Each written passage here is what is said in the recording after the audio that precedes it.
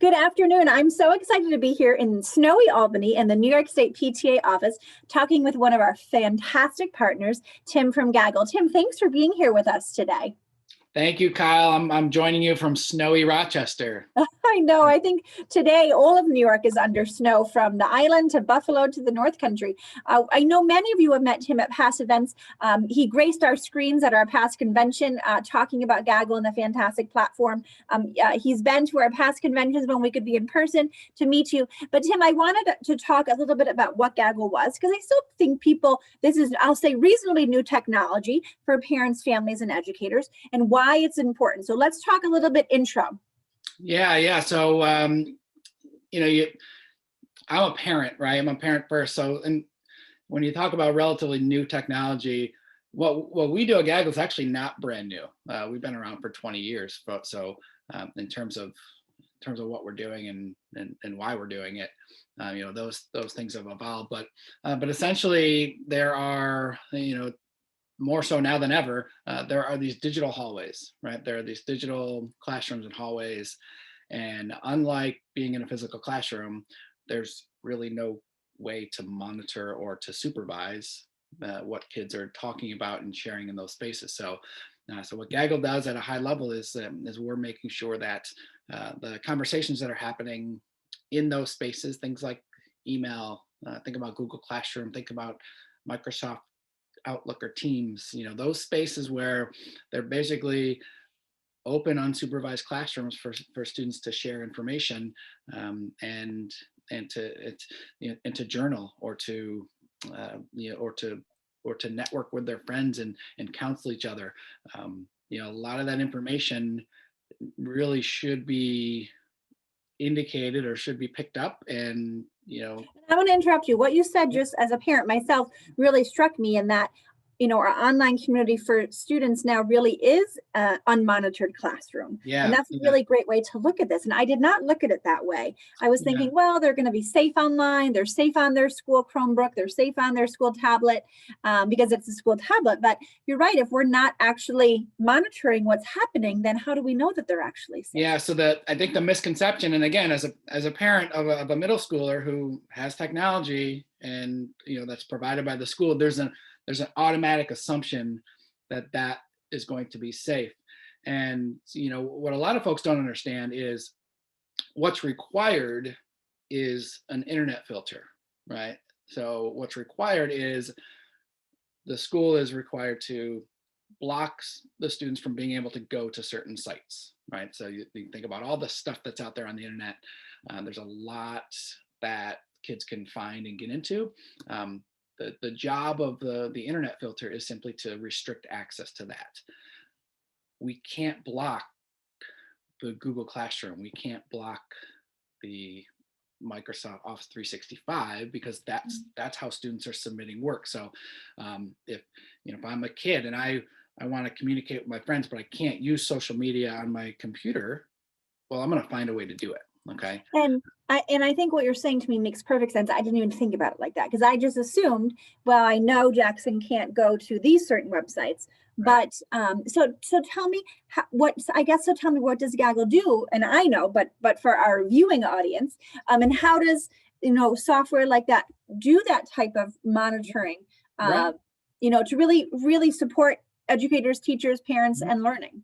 So we work directly with the school district and align with with the policies of that are usually written in the policy of all of the activity that happens in this space is property of the district, and so on and so forth. But essentially, we have a really cool technology, to just keep it simple, that is looking for keywords, it's looking for phrases, it's looking for links that might go to an inappropriate site, it's looking for images that students might be finding or taking on their phones and then trying to send. All of those things, as they weave through the internet, that's going to get looked at or scanned by the technology.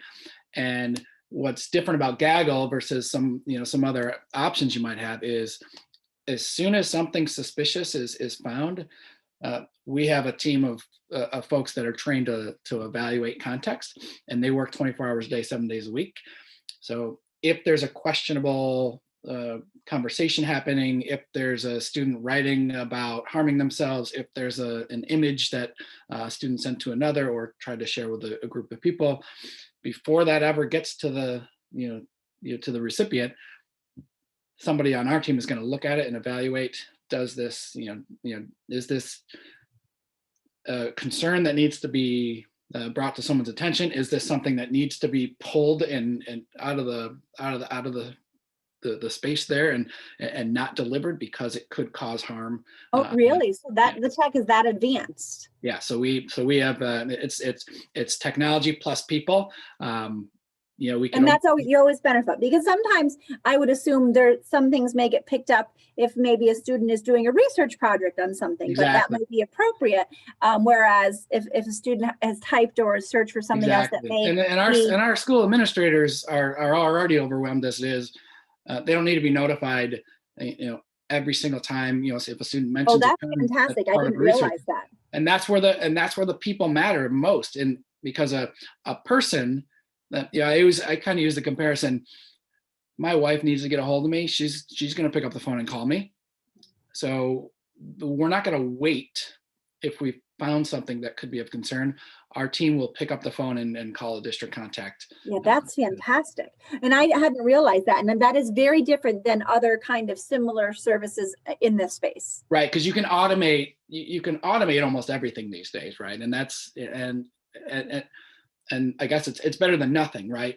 It's just a matter of on the end side, people getting the alerts. Do I have to look through 100 of these to figure out, is one of these something I need to do right away, or here are the 5 that Gaggle found, and all 5 of them are actionable? And it might happen after hours, especially since last March. Our numbers actually of actionable incidents kind of flipped. Most of them were happening, during the school day. Okay. And, a small percentage were happening overnight. And then we started finding that just general usage of the technology went way up after school hours overnight, and the number of actionable incidents. Oh, interesting. Needed help. And that's where, again, we're a person seeing it, evaluating it, and then making a call or making contact. Really. Yeah, Tim, that's fantastic. Just to have that added protection as a parent, and like I said, I've never even thought about that space because it was a school device, and I assumed that it was protected. And of course, we're parents, right? It's easy to assume that it's my child. But if the district does not have Gaggle or something like this on their devices, or some type of monitoring system through the email system in Google Classroom, then you're not protected. There's a lot of unknowns, and obviously mental health is a huge topic right now, and it's overwhelming because what do we do, right? What do we do once we know kids are struggling? Yeah. How do we know when they're struggling? So the whole idea of having someone there to pick up when a conversation or a journal. So the technology can pick up, I'm assuming, self-harm or violence or inappropriate kind of I'll say sexual images and things like that. So the tech can pick up all of that. All of those, yep, all of those things, all of the anything that would indicate concern. Basically, Kyle, anything that if you were a teacher walking down the hall and heard a conversation, anything that would make you stop and say, Wow, it's amazing that we do have technology now that can support our school buildings and our children like this. Yeah, and I'm a techie guy, and I'm a former teacher, and even sometimes this to me is still like, wow. Yeah, I never thought. This is fantastic. So my next question: how do people get a hold of you and I'll say as PTA, your homework, we always give you homework, is that you should be having a conversation with your school to make sure that you have some type of device monitoring system in place at your school building. How do they get a hold of you, Tim, to have this conversation? Right, and I encourage everyone, all of my friends now, ask your school, do we have something like this? Because it can really make a difference. It can really save lives, and then we have hundreds of stories of where that actually happens every year. But yeah, Our website is www.gaggle.net. Okay, gaggle.net. My email address is tim@gaggle.net. Easiest email I've ever had. And my information is on the website. Anyone that's interested, anyone that has questions, anyone that needs something, hey, can I show something to to my school, to my administrators, Yeah. start this conversation. And if you're PTA, you can always reach out to me. I think y'all have my email by now, but execdirector@nyspta.org. We're going to be sharing this with principals and others in education too. Please feel free to reach out to myself. Again, my email is execdirector@nyspta.org. Tim is tim@gaggle.net. This is critical that, especially in this virtual world, we need this. I mean, now more than ever. Mm-hmm. Tim, another question I know we're going to get, and I don't want to keep too much of your time. Tell me about data privacy. So super important, very tricky for parents and families in schools. Mm-hmm. We have a new data privacy law 2D, which I know you comply with, but let's talk a little bit about Gaggle and its data privacy information. Yeah, of course. So first and foremost, the only thing we're looking at is the school provided technology, right? So we're not monitoring personal accounts. We're not monitoring anything that is not under the school district's umbrella. I've read hundreds of the agreements that parents are signing off on. So your school district has an agreement that parents sign off on. It's an acceptable use or responsible use policy that basically states this is the technology that's being provided. In 95% or so of those, it will say explicitly there is no expectation of privacy on these devices or on this technology. So it's already being stated.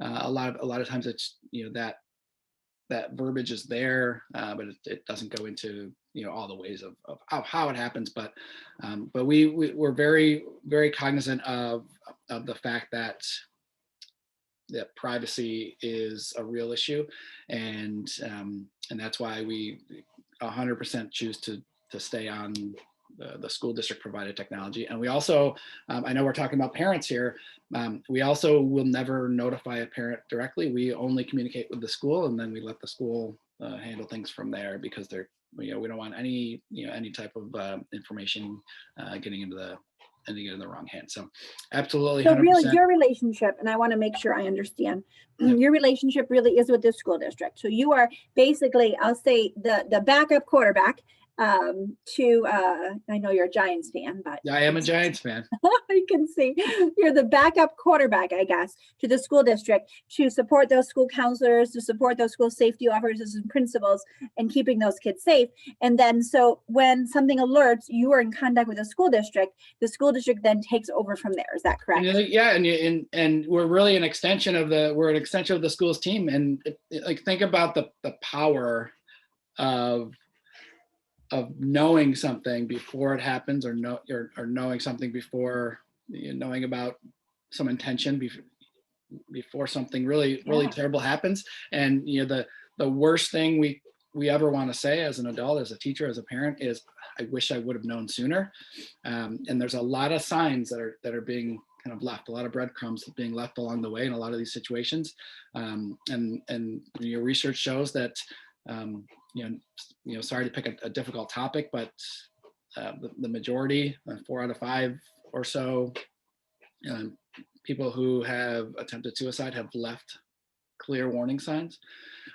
So where are the warning signs happening? Well, I was going to say, and I know what we know from the pandemic and working with the School Counselors Association, the Mental Health Association, is that suicidal ideation, unfortunately, has never been higher. Right. From isolation and remote and trauma, and we continue to worry about our children's mental health. I know we continue to advocate for that, and this just seems, tech like this just seems like that last component that we need to support mental health resources and mental health funding and school counselors and psychologists. And there are a lot of great programs and initiatives out there, and you have to, it's one layer, right? One layer of the onion, and it's never just one thing. It's just there's the pre-planning and the SEL, and then there's, you know, there's it comes down to, you still might never know about a child who's struggling.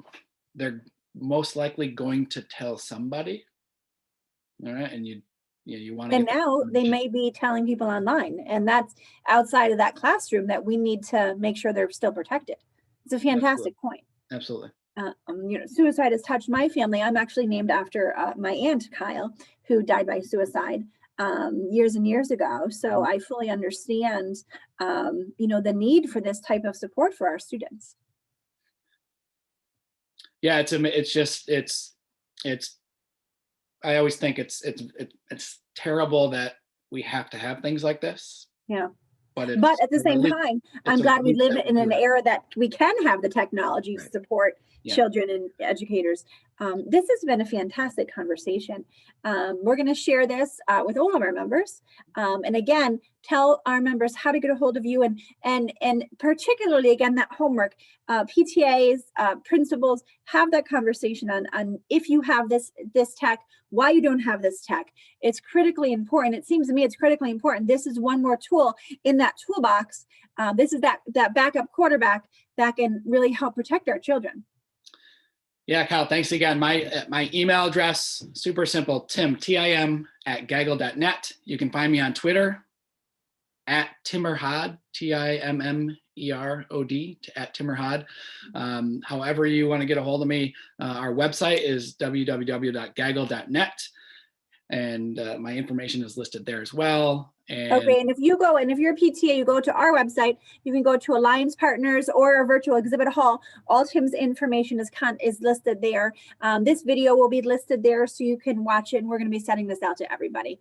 We know that mental health and school safety and supporting students has never been more important than now. And this just seems like one of those tools that we have to get in the hands of schools and parents and families. Absolutely. And with the last thing I'll say is, if I had a nickel for every parent I've talked to who has told me, why doesn't every school have this? I would have a lot of nickels. And look, it's one of those things that you know, we've been around for a while, but it is one of those things that I didn't quite know that was possible. But there's a lot of good that can be done by finding out things earlier. So. Well, I really appreciate this conversation, and I appreciate everything that Gaggle is doing to support our children. Nothing more important. So thank you so much, Tim, for joining us this morning. Thanks, Kyle. Enjoyed it. And we'll talk to you soon. Bye, everybody. Bye.